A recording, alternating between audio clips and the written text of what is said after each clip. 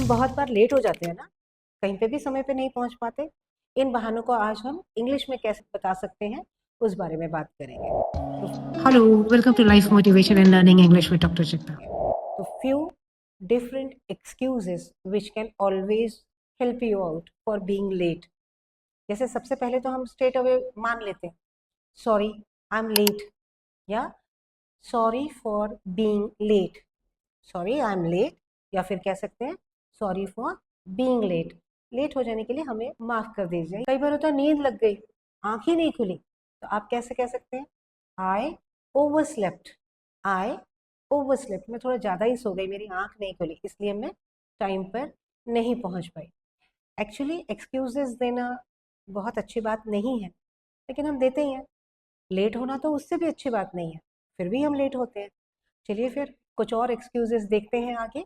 जैसे मेरा अलार्म बजा ही नहीं, घड़ी में हमने अलार्म तो लगाया था लेकिन वो बजा ही नहीं, माई अलार्म डिडंट गो ऑफ, वो बजा ही नहीं, मेरी गलती नहीं है, माई alarm didn't go of.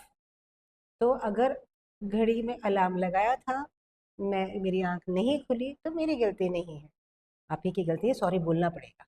Okay, next excuse which can help you out is I had to wait ages for a bus, मुझे बस के लिए बहुत देर इंतजार करना पड़ा, I had to wait ages for the bus. या आप सिंपली कह भी सकते हैं कि माई बस वॉज लेट, माई बस वॉज लेट।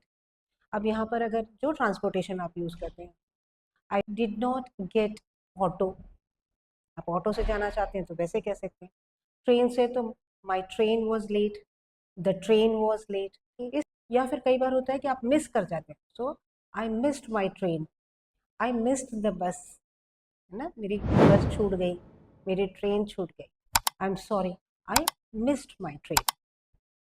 फिर एक मेट्रोपॉलिटन सिटीज में बहुत बड़ा इशू है ट्रैफिक का, तो the traffic was terrible, traffic बहुत ज़्यादा भयानक था, इसीलिए मैं समय पर नहीं पहुंच पाई या नहीं पहुंच पाया, sorry the traffic was terrible.